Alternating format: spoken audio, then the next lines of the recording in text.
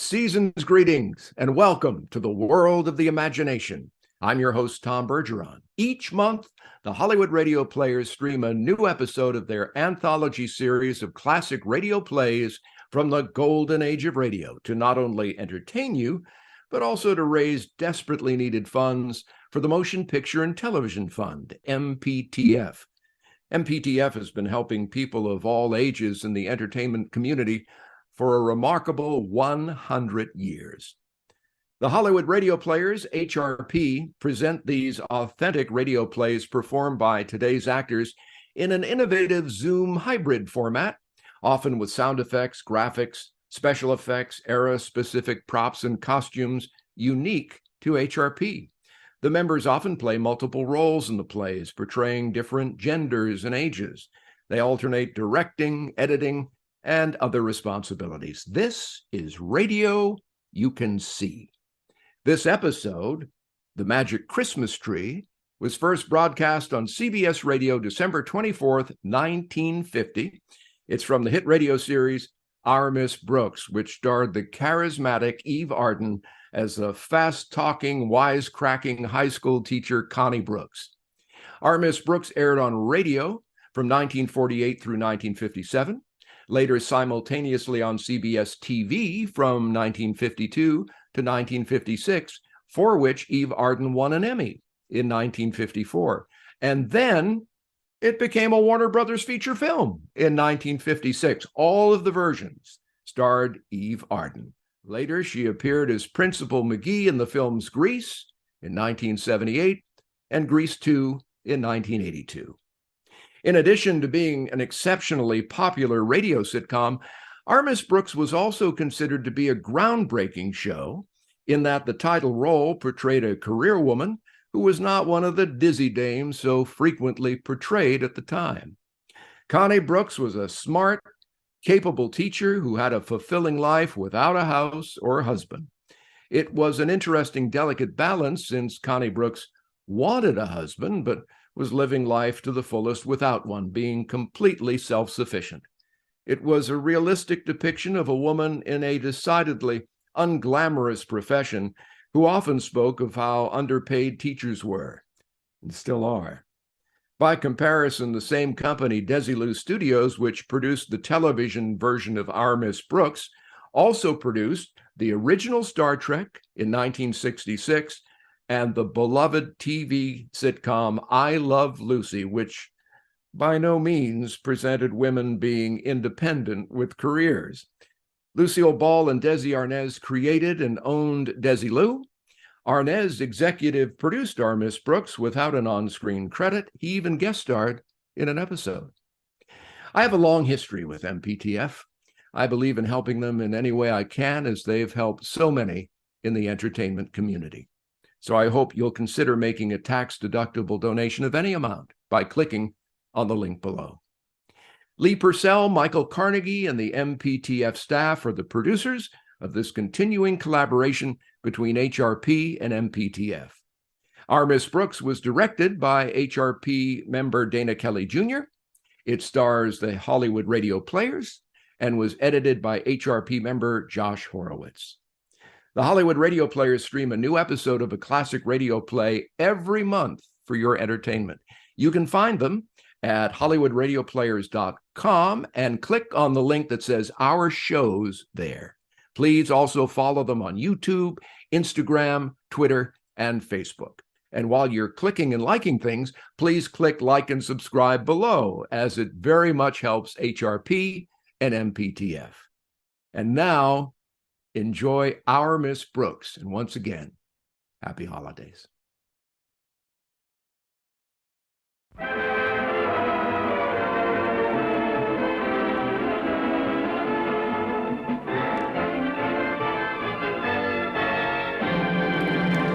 The Colgate-Palmolive Peet Company, makers of Luster Cream Shampoo and Colgate Dental Cream, bring you Our Miss Brooks, starring Lee Purcell. And we should like to open our show with greetings and best wishes from Colgate-Palmolive Peet for a gloriously Merry Christmas. And now, Our Miss Brooks. Yes, it's time once again for another comedy episode of Our Miss Brooks under the direction of Dana Kelly Jr. Well, many of us are spending this Christmas Eve with families and friends, but our Miss Brooks, who teaches English at Madison High School, isn't quite so fortunate. No, my family was too far away to visit, and it seems my friends had other plans. But I made up my mind not to brood about it, and I was trimming a rather tiny tree in our living room when Mrs. Davis, my landlady, joined me. That's quite a nice Christmas tree, Connie. It really isn't a Christmas tree, Mrs. Davis. It's called a friendship tree. You see, I trim it by putting all my greeting cards on the branches with strips of cellophane tape. Looks nice, doesn't it? Yes, it does. You certainly received some pretty cards this year. And the sentiments are so lovely. Look at this one I got from my principal. Mr. Conklin, what does it say, dear?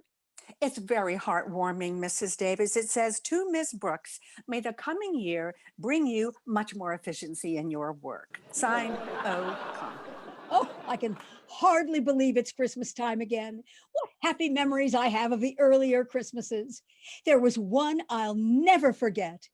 I was just 8 years old, and when I tiptoed into the living room, there was my father standing by the tree. The minute he saw me, his eyes crinkled up and he started to laugh so that his big white beard and his huge paunch just shook with glee. Your father was made up as Santa Claus. Oh, no, he always looked that way. But to get back to the present, Connie, I'd love to stay here and celebrate Christmas Eve with you, but I promised my sister Angela I'd come over to her place. You remember Angela, the absent-minded one? Oh, certainly, Mrs. Davis. She always got a big thrill out of the holidays, too, even when we were girls. Of course, the poor dear could never remember when it actually was Christmas. And one Christmas Day, she did the funniest thing. And what was that, Mrs. Davis? What's that, dear? What did Angela do? Angela? Your sister. My sister? The absent-minded one. What did she do? Well, I haven't spoken to Angela in some time. What has she been up to? Well, I wish I knew. Maybe I can refresh your memory. Christmas morning, Angela did the funniest thing. Christmas morning isn't until tomorrow, Connie. You must be confused. Well, don't worry about it. I only get these spells once in a while. Well, you shouldn't let it go. Connie, if you don't mind my offering a little advice, I'd like to suggest that you train your mind to concentrate more.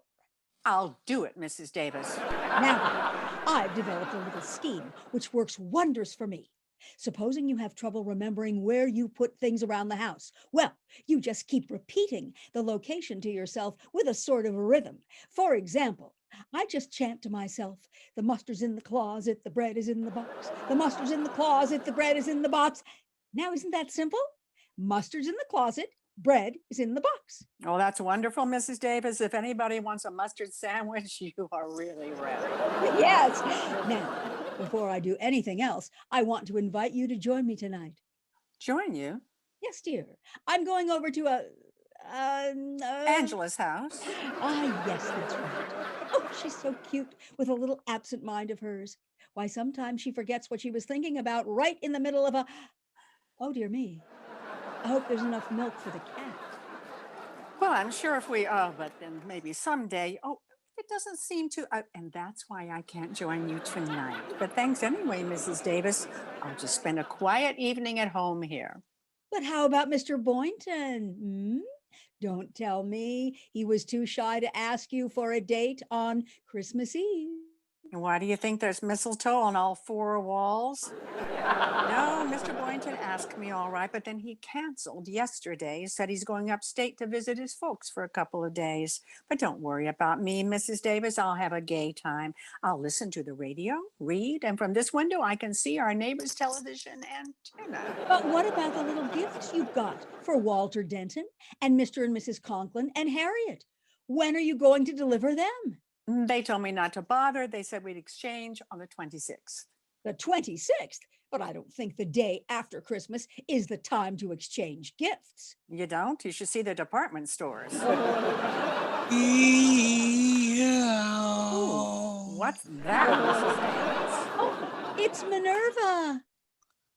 Where are you, dear? Oh, she's over by the tree. Here, Rover. Minerva. Isn't it the strangest thing how she bites at the pine needles? I guess the resin in them appeals to her. I swear she likes the taste of it. I guess to her it's like a Tom and Jerry, or rather a Minnie and a Mickey. Come here, Minerva. We might as well get friendly. We're going to spend the evening together. Well, I'll be running along now, dear. I hope you won't feel too lonely. I'll be fine, Mrs. Davis. After all, I do have an imagination. I'll hang up my stocking in a little while. Then, when I'm pretending I'm asleep, I'll sneak in and fill it. Before you know it, it'll be midnight. Ah, midnight of Christmas Eve. I can just picture it. A short, thin man in a black suit comes sliding down the chimney with an empty bag. Saint Penniless, the school teacher's Santa Claus. Well, at least you're not bitter. Now, Connie, about my sister, Angela. oh, thank you, dear. About my sister, Angela. Yes. Good night, Dorothy. Good night, Bernice. Oh, stop drinking those pine needles, Minerva. Come over here. Oh, that's a good kitty. Now I'll just settle down in Mrs. Davis's rocker and we will have ourselves a nice, quiet rock. Oh, I've got to exercise more. My bones are rusting. Oh, it's the rocker. I'm soothing at that. You seem contented enough, Minerva. Yeah. 'Twas the night before Christmas, and all through the house not a creature was stirring, not even a mouse. Meow. Oh, sorry, Minerva, I didn't mean to upset you. Oh, gosh, I'm sleepy.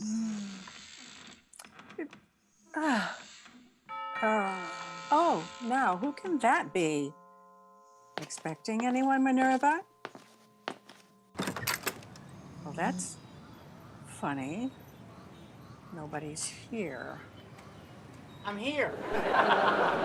Where? Oh, leaning on my knee. Huh, what can I do for you? I'm a salesman, but I don't believe in giving any sales talk or sob story. All I do is tell you what I'm selling. If you want to buy, okay. If not, okay. Okay, what are you selling? Well, it's Christmas Eve. I'm just a small urchin, a little on the underprivileged side. I'm trying to make a few dollars to get some wood to heat our tiny apartment, so while she's singing up to my 3 sick sisters, my mother's lips don't turn blue. That's what I like, no sob stories. If you're selling handkerchiefs, I'll take 6. No, ma'am, I'm selling Christmas trees. They're only $1 a piece, Well, I've already got a tree, and I'll make it 50 cents. but I don't need a tree. How about a quarter? Look, little boy, if you can't... I can arrange payment. Please, take one, ma'am. These aren't ordinary trees, you know. They're magic. Magic. Yes, ma'am. You'd be surprised what miracles will happen if you buy one. Well, a quarter isn't too much to pay for a miracle. It's 50 cents. I thought you said 25. Yeah, that's when you sounded tougher to sell. Well, before I melt down to my cold buttons and the stovepipe hat, here's 50 cents. You won't be sorry, ma'am. Here's the little tree. Oh, say, it's kind of cute, isn't it? Would you like to come in and help me set it up? Oh, I can't. I gotta get right home. My sitter's been alone long enough. Sitter? Well, what about your mother and the firewood? That's just a routine. My folks are attending a dinner the other bank presidents are giving for Father. With the picture you've got, you'll have your own bank by the time you're 12. Thanks a lot. Good night, lady. And Merry Christmas. Same to you, you little underprivileged millionaire. Put this tree over here. Maybe we can find some extra trimmings for it in the morning. Meow. Minerva, will you stop? gnawing on those pine needles. I wish I knew what made them so appealing to her. Meow. Oh, now you come over here and leave those things alone. There we are. Well, I guess I'm not the only one that's spending Christmas alone without family or friends. But who can tell? Maybe Santa Claus has something up his big red sleeve that I don't even know about yet. Of course, I do have a squeaky rocker and Minerva. Jingle bells, merry stuff like that. Oh, what fun it is to rock with a big, fat, drunken cat. As I sat in the living room, Christmas Eve, with Minerva the cat on my lap, I couldn't help noticing that the tree which I had bought from that wealthy urchin had a rather peculiar luminosity. Although there wasn't any artificial illumination, it seemed to glow from deep down in its branches. As I rocked back and forth, I started to get, very drowsy. A little boy said this tree was magic, Minerva. Meow. No, I don't believe it either. Still, it is Christmas Eve. And some very strange things have happened on Christmas Eve. Huh? What's that? Oh, I must have been dozing. Coming. Well, it's Walter Denton. Come in, Walter. Noel, joyous Noel. Gracias. Come on into the living room, Walter. Thanks, Miss Brooks. Here, I brought you this little gift to put under your tree. Oh, that was very thoughtful, Walter. Put it under this tree over here. Okay. Say, you've got 2 trees, haven't you? Yes, one for Minerva and one for me. Meow. What's that? Now, don't pay any attention to her. She's pine needle happy. Oh, well, Miss Brooks, as you know, I was supposed to spend the evening nestled snugly in the tight little confines of my own small immediate family circle. For heaven's sakes, come out of there. You're giving me claustrophobia. But I went to my father and mother and crove their permission. Wait a minute, Walter. You crove their permission? Yeah, crave and crove, isn't it? Of course not. Crave. Let me see. Craven. After you crove their permission. Well, they waived my presence for a long enough while for me to deliver to you, Miss Brooks, the little token of my esteem and affection, which is now ensconcing under the tree. Hey, Walter, are you still in my English class? Sure, Miss Brooks. Well, I'd better bone up a little. One of us is going to flunk this term. But what I'd like to say, Miss Brooks, is something that I've wanted to say for a long time. Yes, Walter. It's a little on the sentimental side, perhaps, for a so-called hep high school boy to be telling his teacher, but it's sincere, Miss Brooks. I'm sure it is. It's something I feel deep down inside of me, Miss Brooks, from whence so many of one's warmer emotions stem. That's whence they stem from, all right. Of course, even if it does seem over sentimental or even downright sticky, Christmas Eve seems to be the time you can say things like this and not sound over sentimental or sticky. Christmas Eve is the time to say them. I just hope I hear them by New Year's Eve. What I want you to know, Miss Brooks, is that I'm grateful. For what? For my association with you during this past semester at Madison High School. Well, thank you, Walter. I've tried to be a capable teacher. Your teaching. Your teaching was nothing. I don't mean scholastically. As a teacher, you were very adequate. I mean personally. The interest you took in me and my problems. For that, I could never thank you. If I lived to be 100, of course, you'd be long gone by then. Joyeux Noel to you too. You don't know what it's meant to me to have your ear whenever I needed it. It was nothing really. I have another one. Especially about girls. Gosh, remember how silly I used to act about girls? Every time one of them looked at me, I giggled like a kid. And then overnight, I matured. I met the one woman who mattered, Harriet Conklin. She certainly made something out of you, Walter. I don't know what, but something. And you saw me through the difficult transition period of that amour as well. While Harriet and I were adjusting to one another, it was wonderful to be able to come to you for advice, Miss Brooks. It isn't every boy who has such an interest taken in him by some intelligent elderly person. Give me back my ear. I can't hear you. Not that you're ancient or anything. Gosh, I've seen girls who don't look as good as you do. Girls, what do you think I am? Meow. Shut up, Minerva. By the way, Miss Brooks, I see you got lots of mistletoe on the walls. Were you expecting Mr. Boynton tonight? Yes, Walter, I was. We were going for a wheelchair ride together, but he had to visit his folks upstate. His folks? Gosh, they must be well along in years. His father's over 50. They may shoot him next spring. Look, Walter, while you're here, you might as well pick up the little gift I got for you. Oh, but you shouldn't have, Miss Brooks. Where is it? Oh, it's under the tree on your right. It isn't much, just a remembrance. Well, gee, I almost forgot. I can't open it yet. Why not? Oh, you mean you want to put it under your tree at home and open it with your family? Not exactly, but, well, I'll get it later, Miss Brooks. Oh, there they are now. I'll answer it. They're who are now? Come on in, folks. She was all alone when I got here. Then it's really a surprise, isn't it? You should have stayed home Christmas Eve. Besides, it's freezing out. Now, please, don't be so grouchy. Hello, Miss Brooks.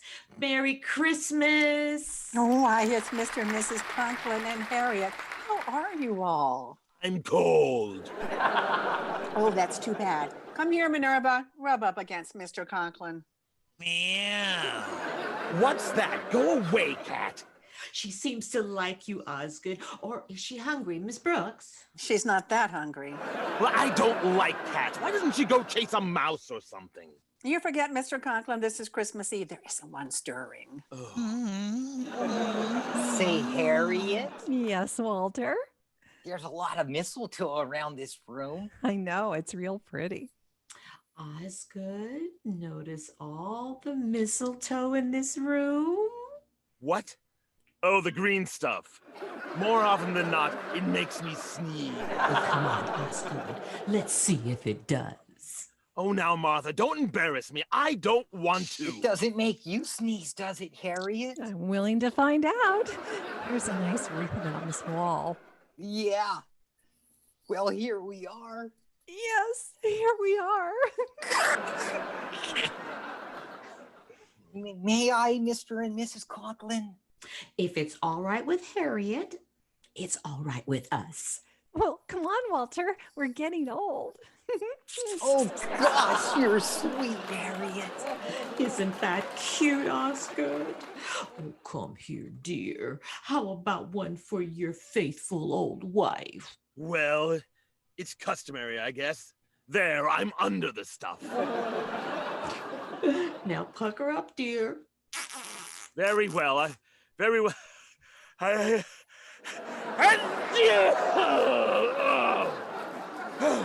Now, let's stop this romantic dribble. I told you. And act like adult human beings. Miss Brooks, I'd like to take advantage of this visit to inquire as to your plans for the coming year's classwork. Do you have your schedule all laid out? No, frankly, Mr. Conklin, I haven't had much chance to work on anything. Haven't had much chance, but you've been away from school all week. Your vacation started last Monday. I know, Mr. Conklin, and that's what I took the week as. I mean, a vacation is something you go on when you get the opportunity to. You don't work on it or during it unless, even though I didn't actually go anywhere, when my vacation came along, I went on it or was on one. Usually that's what happens. You wanted to be head of the English department. Please, Osgood, this is no time to talk of school affairs. We're here to spend our holiday with Miss Brooks. It was very nice of you to think about me, Mrs. Conklin. It was nice of all of you. I want to... where are Walter and Harriet? Denton, Get my daughter away from that mistletoe at once. But Mr. Conklin, Harriet isn't allergic to mistletoe. No, but I'm allergic to you. Harriet's almost irresistible sometimes, Ugh. especially alongside older women like Mrs. Conklin and Miss Brooks. Sounds like the bell. I'll get it. Why, Mr. Boynton, come in. Thanks, Miss Brooks. But I thought you were going upstate to see your folks. Oh, I was, but they sent me a wire that they wanted to come here for a week or so. They'll arrive in the morning, so I thought I'd drop this little gift off for you tonight. Oh, but you shouldn't have. Where is it? I'll just put it under the tree over there in the living room. Look who's here, everybody. Oh, well, it's Mr. Boynton. Hi there, Mr. B. This is nice. Hello, Boynton. Pretty cold out, isn't it? Hello, folks. This is beginning to get more like Christmas Eve every minute. Sit down, Mr. Boynton. I'm certainly glad your folks decided to visit you instead of vice versa. So am I. There's a particularly good reason why I'm glad. There is? Yes, it gives me a chance to see how my guinea pigs are affected by this cold snap. So far, they haven't reacted at all. What did you expect them to do? Blow on their little paws? Miss Brooks, have you pointed out the mistletoe to Mr. Boynton? Oh, why don't you stop that nonsense, Martha? It isn't nonsense. Mr. Boynton, look at the mistletoe. Oh, mistletoe? Oh, yes. A very interesting example of the flora found in various areas throughout the globe. An evergreen parasitic shrub. It is indigenous to the regions where apple trees and oaks abound. Now that the lecture is over, may we ask questions? Why, certainly, Miss Brooks. Want to stand under it? Stand under it? Well, you see, because of certain characteristics in its makeup, an allergy is sometimes aggravated by its presence. I'll take a chance if you will. Come on, Mr. Boynton. Yeah, come on, Mr. Boynton. Just bring him over to this wall here. Well, I'll get under it if you like. Oh, don't just stand there. Can't you see Miss Brooks is cooking? Oh, well, no fuss for me. I couldn't eat a thing. Mr. Boynton, don't you know what standing under the mistletoe signifies? Well, I know what it signifies for most people, but to me,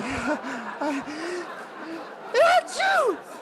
Oh, there goes 85 cents worth of mistletoe. I know what let's do. Let's open up the presents right now. Swell. A splendid suggestion, Walter. Shouldn't we wait until just before we leave? Might be less embarrassing that way. Well, if you want to open them now. Zowie, this one tree's pretty crowded. I'll put some of these packages under this little one over here. Look out, Walter. You're bumping into one of the branches. Look out. Gosh, I got the funniest feeling when I touched that branch. What kind of feeling, Walter? Why, you're Harriet Conklin, aren't you? Well, sure, I'm Harriet Conklin, Walter. What's the matter with you? Nothing. Nothing's the matter with me. It's just that I want to tell you something, Harriet. You've got to change. You ought to try to be more like Miss Brooks. What do you mean, Walter? If you want me to stay interested in you, you got to be more alluring, youthful, glamorous, feminine in that real feline Brooks way. Walter, have you been drinking pine needles too? Look at that tree. Seems to be glowing. What do you mean, glowing? It's just a reflection from the streetlight. The party's giving me the memes. Holidays indeed. Here, I'll just move this tree where it won't glisten in your eyes. Here we go. Ho, ho, ho! Merry Christmas! Why, Mr. Conklin?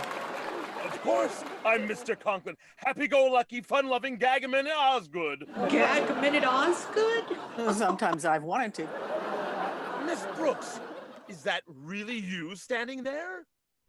I think so, Mr. Conklin. Why do you ask? Because you suddenly look so different. so intelligent. Miss Brooks, I've made up my mind. You are now head of the Madison High School English Department. Oh, well, thank you, fun-loving Osgood. Oh, I'm going to put this wonderful tree where it belongs, right in the center of the room. Here, give me a hand, Boynton. Yes, sir, Mr. Conklin. I'll just take this end here and... Miss Brooks, Yes, Mr. Boynton. come here, baby. What? I said, come here, Connie. You did not. You said, come here, baby, and I'm here. Look, he's taking her over to the mistletoe. Isn't it wonderful? What are you going to do, Mr. Boynton? Just call me Phil, Connie. And this is what I'm going to do. Oh, Well, Connie, how does that make you feel? I feel like I'm in a dream, Philip. A wonderful, beautiful dream. Ah, Mr. Boynton. Mr. Boynton. Mr. Boynton, where are you? Oh, where did everybody go? I must have been dreaming. Well, that's real enough. I'll be right there. Meow. Oh, sorry, Minerva. I didn't mean to drop you. Merry Merry Christmas. Christmas. Merry Christmas. Christmas. Merry Christmas. I'm cold. Why, it's the Conklins and Walter and Mr. Boynton, but you all just left. Come in. We thought it would be nice to spend our Christmas Eve together, Miss Brooks. Yeah, we brought a few gifts for you. I'll just put him under this tree here. Yes, do that, Walter. Aren't you going to ask me why I didn't go upstate, Miss Brooks? I know why, Mr. Boynton. Your folks are coming down to see you. Well, how'd you know that? I just got the telegram. Oh, don't let's get too carried away with the holidays. We've got to prepare for a hard school season ahead, Miss Brooks. Oh, let's not talk about school affairs now, Osgood. Walter, look at the mistletoe. Yeah, look at it. Now, just a minute. Before we go through all that again, would you please touch the tree, Mr. Boynton? The one on the left with the... Oh, it's gone. There's only one tree. Miss Brooks, are you all right? Of course I'm all right. Could I have dreamt that part too? Mr. Boynton, would you do me a favor, please? Of course, Miss Brooks. What is it? Would you touch the Christmas tree? Touch it, but I... Please, it's important. All right. There. Nothing happened. Well, what did you expect would happen? Miracle. Excuse me, I'll be right back.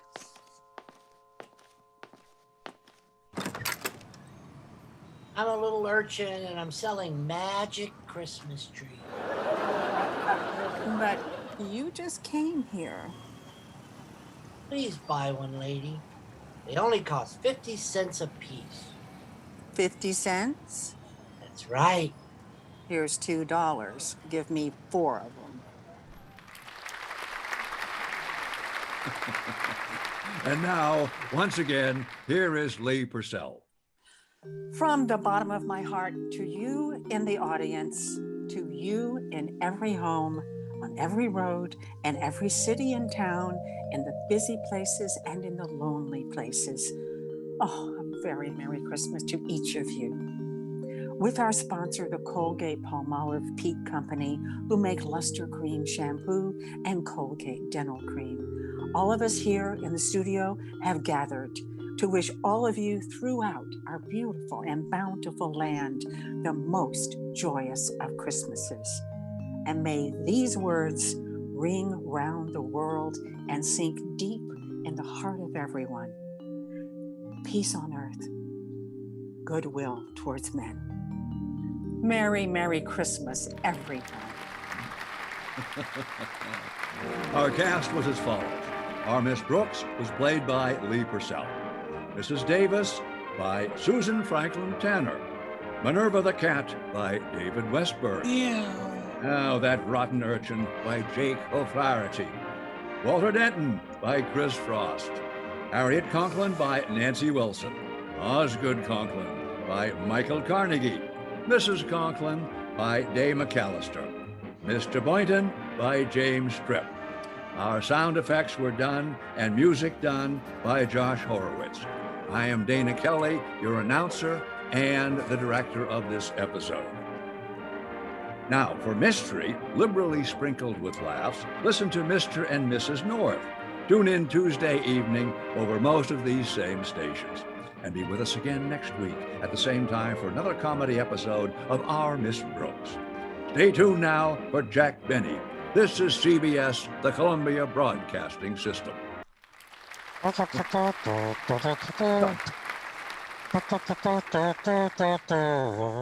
Right. Bravo, bravo, everybody.